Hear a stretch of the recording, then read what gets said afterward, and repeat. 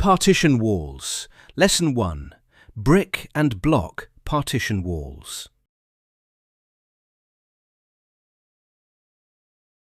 Partition walls separate and divide space, but do not bear or transfer the load of the building. We are talking primarily about structures with small thicknesses and lower dead weight. However, these structures are still subject to several static, functional, and acoustic requirements, which vary in importance depending on the exact role of the partition wall.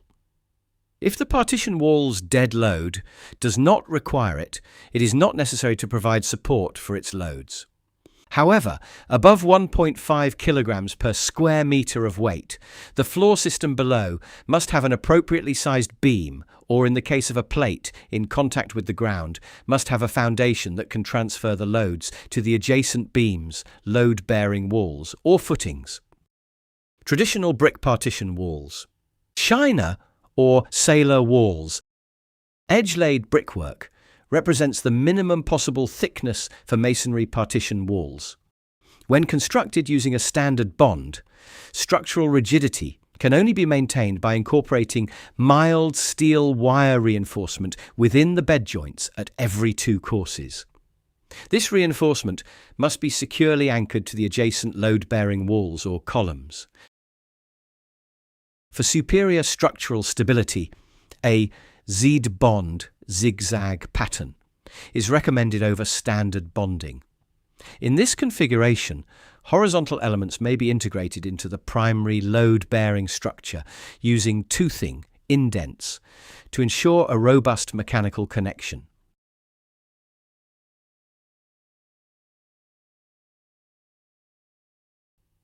Half-unit wall. The 12 centimetre thick wall is built with lime mortar, following the general rules of wall bonding. To strengthen the structure, every second course is connected to the adjoining load-bearing walls using a pocket.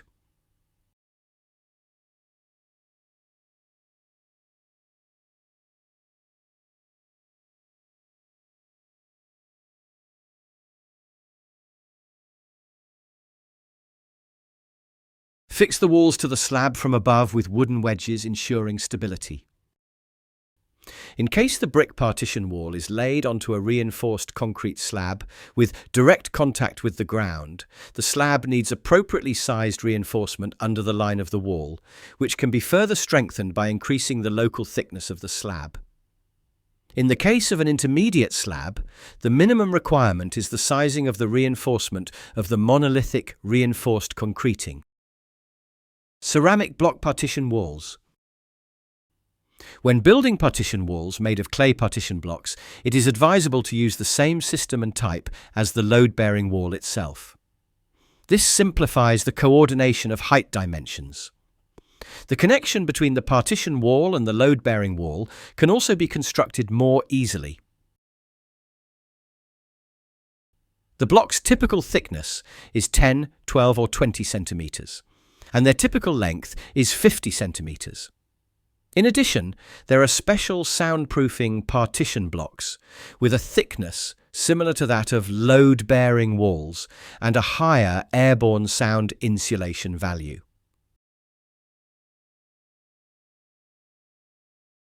For partition blocks, the same masonry rules as for load-bearing clay blocks will apply. Traditionally, the typical block height is 23.8 centimetres, calculated with 1.2 centimetres thick conventional mortar. The planned height of a course is 25 centimetres.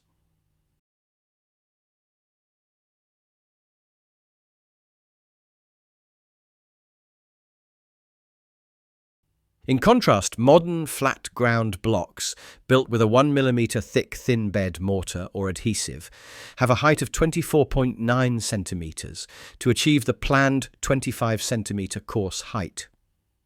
To achieve the required precision and perfect levelling, the base mortar layer is 1 to 4 centimetres thick and a levelling set is used. In both cases, the blocks must be dampened before being placed in the bonding material. When designing the joints, keep a half offset, avoid using less than a quarter bat, and try to keep the cut elements in the middle of the grid.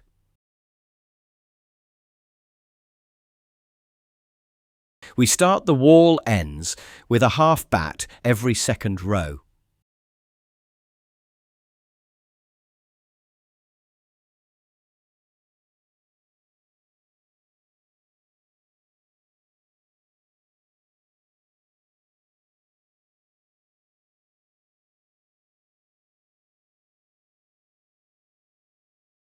To achieve a half offset for partition walls of 10 centimeters, we start with quarter bats in every second row at the corners, or T connections in each wall section.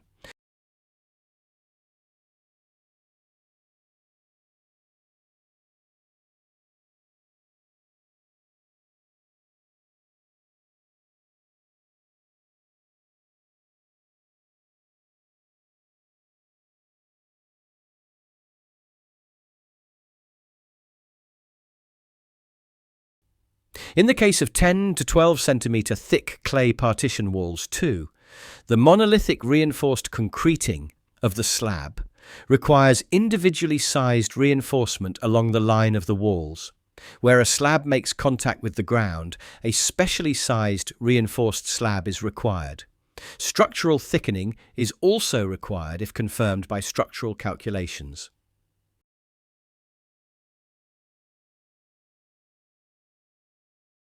For partition walls of 20 centimeters thickness or more, a monolithic reinforced concrete downstand or upstand rib should be formed in the slab. If the slab is in contact with the ground, a separate strip footing should line the partition wall.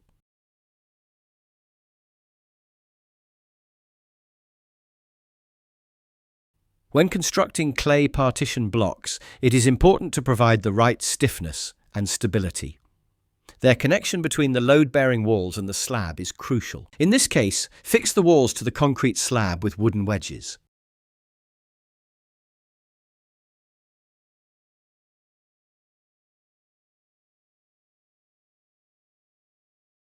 When connecting a partition wall with a load-bearing wall, one of the following connections is required. 1. Tooth connection, interlocking courses.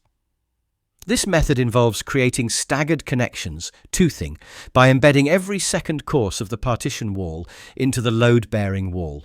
This can only be done using blocks of identical height, usually from the same block system.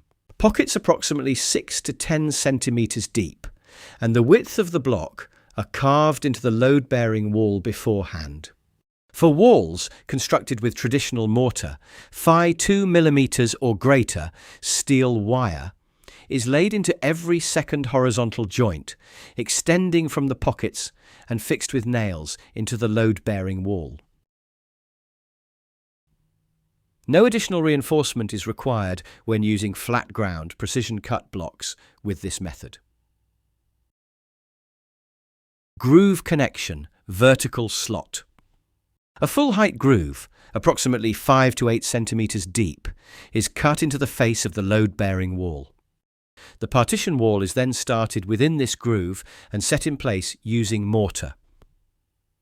This method is particularly suitable for sound insulating partition walls. When using conventional masonry, with approximately 1.2 centimeters thick mortar joints, Phi 2 mm steel wire is laid into every course or every second course within the bed joints. When using flat ground blocks, reinforcement wire is not required or feasible.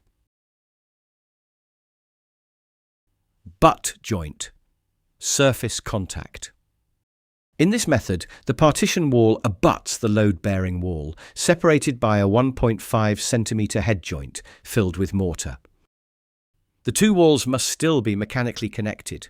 With traditional mortar joints, Phi 6 to 8 mm reinforcing bars are placed vertically in the head joint, and Phi 2 mm steel wire is tied between the bars in every course or every second course.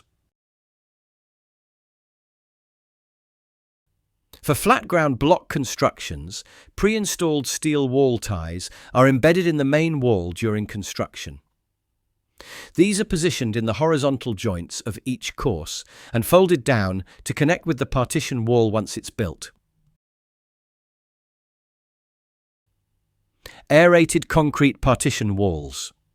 When using aerated concrete blocks for partition walls, we should use the same systems and types as the main wall to ensure that the height dimensions are coordinated. Similar to load-bearing blocks, aerated concrete blocks for partition walls are typically 20 centimeters high, 60 centimeters long, and 10, 12.5 or 15 centimeters thick. They are available in flat ground and tongue and groove versions. Due to the low dead weight of the walls, additional reinforcement should be placed in the screed or the monolithic reinforced concreting. The preferred solution for connecting to load-bearing walls is a full-height groove filled with mortar to achieve the best bonding and sound insulation. The recommended solution for fixing it to the concrete ceiling slab is the flexible connection, where a U-profile guide rail is anchored to the slab, fixing the closing elements on both sides.